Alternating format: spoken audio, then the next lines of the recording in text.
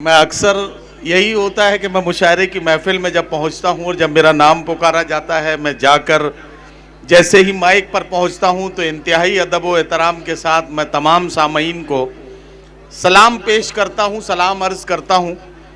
بہت سارے لوگ سلام کا جواب اس لیے نہیں دیتے کہ جو شخص سینکڑوں کلومیٹر دور سے آیا ہے اس کے سلام کا جواب اگر ہم نہیں بھی دیں گے تو یہ ہمارا بگاڑ کیا لے گا۔ میں ایک بار پھر سلام کر کے دیکھتا ہوں اور یہ سمجھنے کی کوشش کرتا ہوں کہ میری آواز آپ تک پہنچ رہی ہے یا نہیں۔ السلام علیکم۔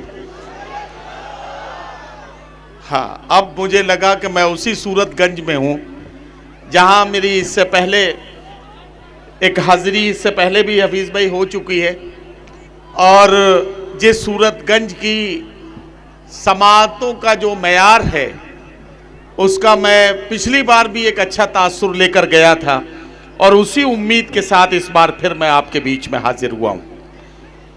صدر عالی وقار محترم ماسٹر صغیر احمد صاحب نے مجھے اجازت دی کہ میں مشاعرے کے سفر کا آغاز کروں۔ آج کے مہمان خصوصی سابق بلاک پرمکھ محترم گیانو سنگھ صاحب، جناب محمد مزمل صاحب، صدر عالی وقار جناب ماسٹر صغیر احمد صاحب، کنوینر مشاعرہ ماسٹر عبدالحفیظ صاحب، اس کمیٹی کے اراکین میں بھائی رضوان احمد صاحب پترکار، جناب ضیاء الرحمان صاحب، سراج الدین صاحب، عرفان قریشی صاحب، عبدالقیوم صاحب، محمد صاحب، شمیم موٹر سائیکل، جناب مشتاق صاحب، اشفاق انصاری، ماسٹر احمد صاحب، اور ان کے دیگر تمام رفقا اور ساتھی جن کا نام جیسے جیسے مجھے موقع ملے گا میں آپ تک پہنچاؤں گا۔ جہاں جہاں تک میری نظر پہنچ رہی ہے، میری نظروں کے سامنے بہت ہی قابل صد احترام بزرگوں، نوجوان ساتھیوں، اور میری بائیں جانب جو میری بہنیں بیٹیاں بیٹھی ہیں میں ان سب کو بھی شریک کرتا ہوں۔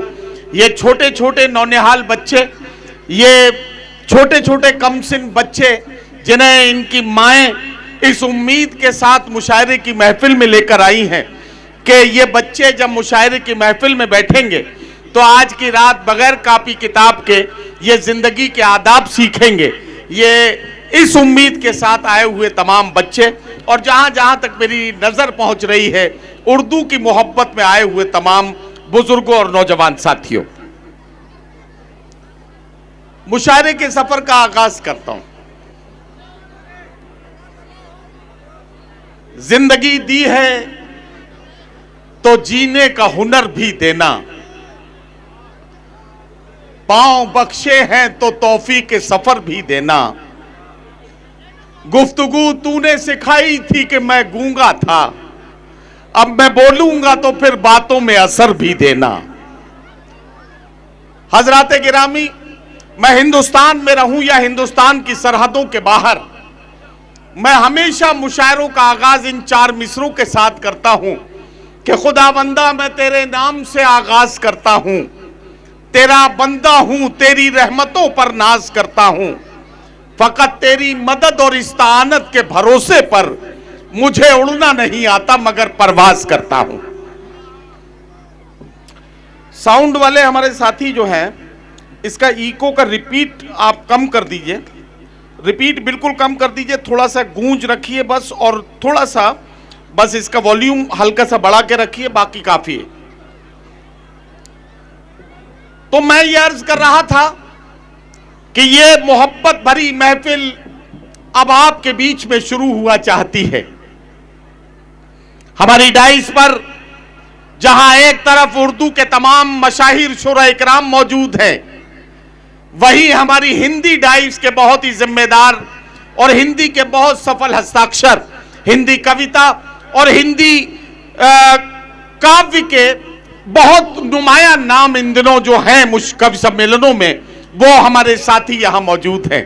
جب وہ یہاں مائک پر آئیں گے اپنا کلام آپ کو سنائیں گے، لیکن سورت گنج کے لوگوں، مجھے بات شروع کرنی ہے تو مجھے یہ بات کہتے ہوئے اپنی بات کا آغاز کرنا ہے کہ دو بیٹیاں ہیں مادر ہندوستان کی، اردو بہن ہے اصل میں ہندی زبان کی. یہ ہندوستان کی دو زندہ زبانوں کا جشن ہے. یہ ہندوستان کی دو ایسی زندہ زبانوں کا جشن ہے جن کے بغیر ہندوستان کی اس سانجی وراثت کا تصور نہیں کیا جا سکتا ہے. بہت پڑھے لکھے لوگ ڈائس پر بیٹھے ہیں. میرے سامنے بھی پڑھے لکھے لوگوں کا مجمع ہے.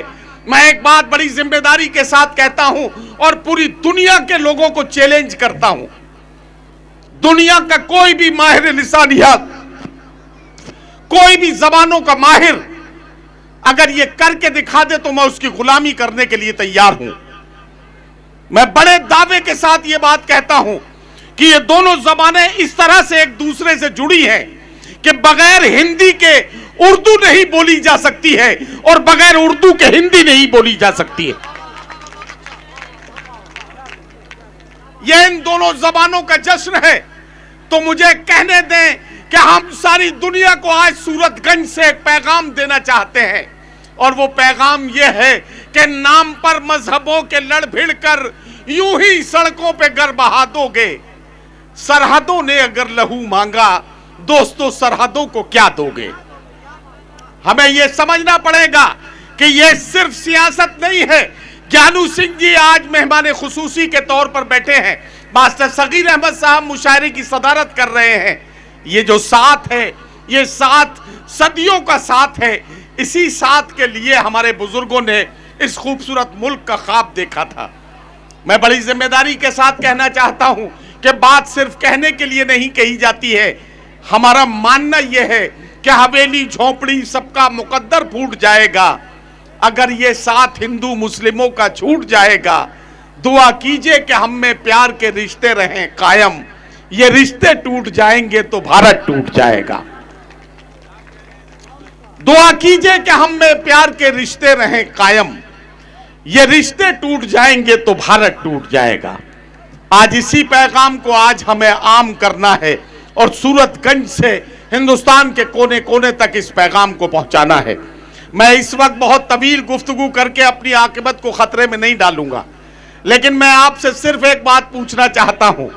آپ لوگ اصل میں اتنے قریب قریب بیٹھے ہیں کہ آپ کے پاس نہ تالی بجانے کے لیے گنجائش ہے، آپ ہاتھ پیر ہلانے کی گنجائش آپ کے پاس بچی نہیں ہے. ایک بار مجھے بتائیں جتنے لوگ یہاں بیٹھے ہیں اللہ نے آپ کو دایاں ہاتھ دیا ہے تو اس ہاتھ کو ایسے ہوا میں اٹھا لیں. دایاں دیا ہے تو بایاں بھی دیا ہوگا، اسے بھی اٹھا لیں.